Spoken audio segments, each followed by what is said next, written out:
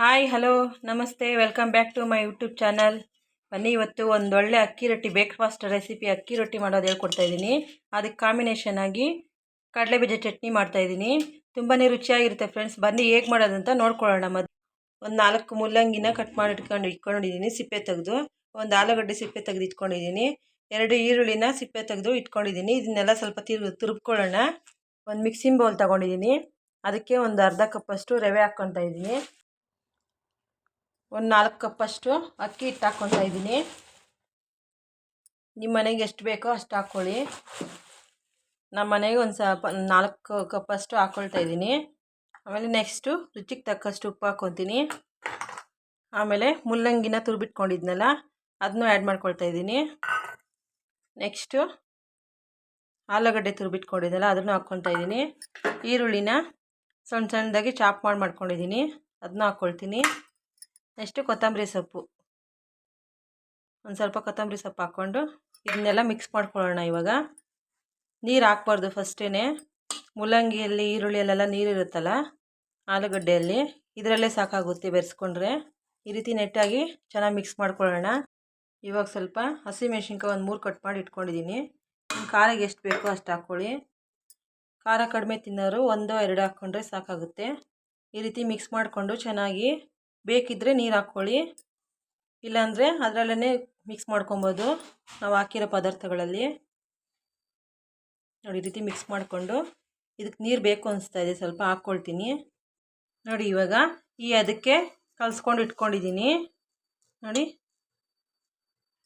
ಅದಕ್ಕೆ ಕಲಿಸ್ಕೊಂಡು ಇಟ್ಕೊಂಡಿದ್ದೀನಿ. ನೆಕ್ಸ್ಟ್ಗೆ ಇದನ್ನೊಂದು ಸೈಡಲ್ಲಿ ಇಟ್ಬಿಟ್ಟು ಕಡಲೆಬೀಜ ಚಟ್ನಿ ಮಾಡ್ಕೊಳ್ಳೋಣ ಸಿಂಪಲ್ಲಾಗಿ. ಕಡಲೆಬೀಜ ಚಟ್ನಿಗೆ ಒಂದು ಸ್ವಲ್ಪ ಹುಣಸೆಹಣ್ಣು ಹಾಕ್ಕೊಂಡಿದ್ದೀನಿ. ನಿಂಬೆಹಣ್ಣು ಗಾತ್ರಕ್ಕಿಂತ ಒಂದು ಸ್ವಲ್ಪ ಅರ್ಧ ನಿಂಬೆಹಣ್ಣು ಗಾತ್ರ ಅಷ್ಟೇ. ಒಂದು ಸ್ವಲ್ಪ ಕಡಲೆಬೀಜ, ನೆಕ್ಸ್ಟು ಬೆಳ್ಳುಳ್ಳಿ ಮತ್ತು ಒಣಮೆಣಸಿನ್ಕಾಯಿ ಒಂದು 7-8 ಮತ್ತು ಹಸಿ ಶುಂಠಿ ಒಂದು 1/4 ಇಂಚಷ್ಟು ಹಸಿ ಶುಂಠಿ ಹಾಕ್ಕೊಂಡಿದ್ದೀನಿ. ಹಸಿ ಶುಂಠಿ ಹಾಕ್ಕೊಳ್ಳೋದ್ರಿಂದ ಜೀರ್ಣಶಕ್ತಿ ಚೆನ್ನಾಗಾಗುತ್ತೆ.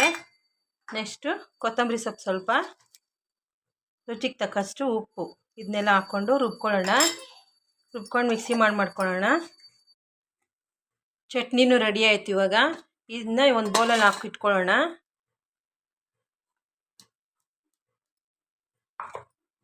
ಒಂದು ಸ್ವಲ್ಪ ನೀರು ಹಾಕ್ಕೊಳ್ಳೋಣ, ಅದಕ್ಕೆ ಜಾಸ್ತಿ ಗಟ್ಟಿ ಇದೆ ಅಲ್ವಾ ಅದಕ್ಕೆ.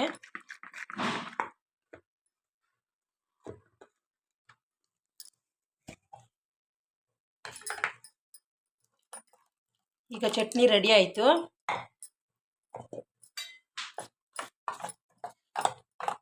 ಇವಾಗ ರೊಟ್ಟಿ ಮಾಡ್ಕೊಳ್ಳೋದು ಹೇಳ್ಕೊಡ್ತೀನಿ. ಮೊದಲಿಗೆ ಒಂದು ಹೆಂಚ್ಕಾಯಿ ಹಾಕಿಟ್ಕೊಂಡಿದ್ದೀನಿ ನಾನು ಮೊದಲೇ.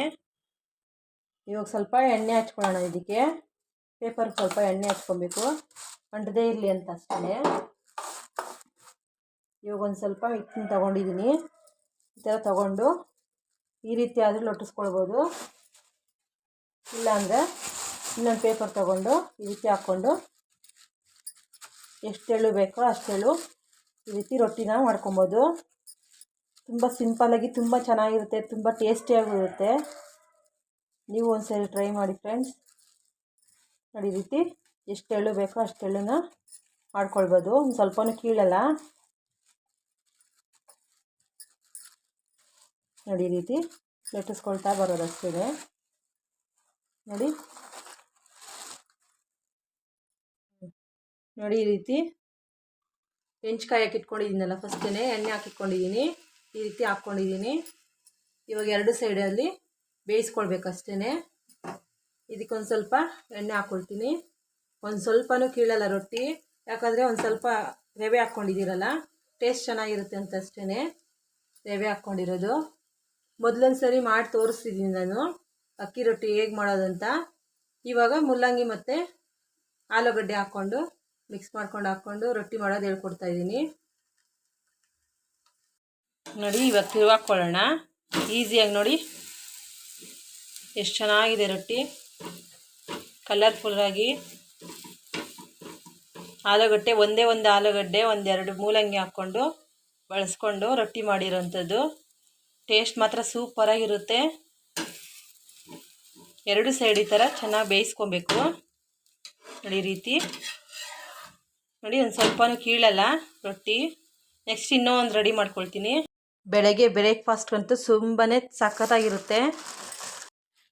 ಮತ್ತು ಅದೇ ರೀತಿ ಇನ್ನೊಂದು ರೊಟ್ಟಿನ ತೀರ್ಕೊಳ್ತಾ ಇದ್ದೀನಿ.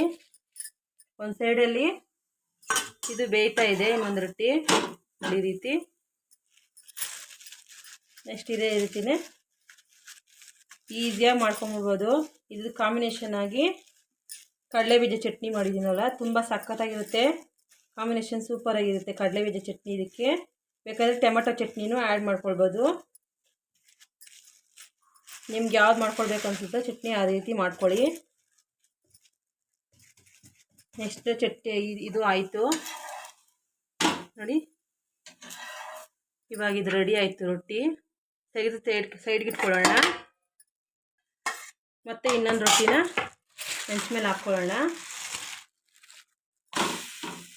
ಹಾಕ್ಕೊಂಡು ಒಂದು ಸ್ವಲ್ಪ ಎಣ್ಣೆ ಹಾಕ್ಕೊಬೇಕು ಇದ್ರ ಮೇಲೆ. ಇದನ್ನು ಎರಡು ಸೈಡಲ್ಲಿ ಬೇಯಿಸ್ಕೊಬೇಕು. ರೊಟ್ಟಿ ರೆಡಿ ಆಯಿತು. ಫಸ್ಟಿಗೆ ನನ್ನ ಮಗಳಿಗೆ ಸರ್ವ್ ಮಾಡೋಕ್ಕೆ ಕೊಡ್ತಾಯಿದ್ದೀನಿ.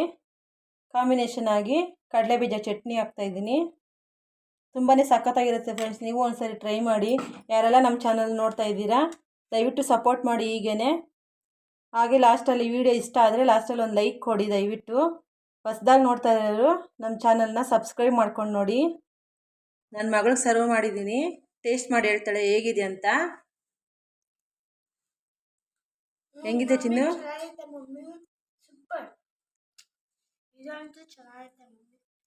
ನೀವು ಒಂದ್ಸರಿ ಟ್ರೈ ಮಾಡಿ ಫ್ರೆಂಡ್ಸ್. Thank you. ನೆಕ್ಸ್ಟ್ ವಿಡಿಯೋದಲ್ಲಿ ಸಿಗೋಣ.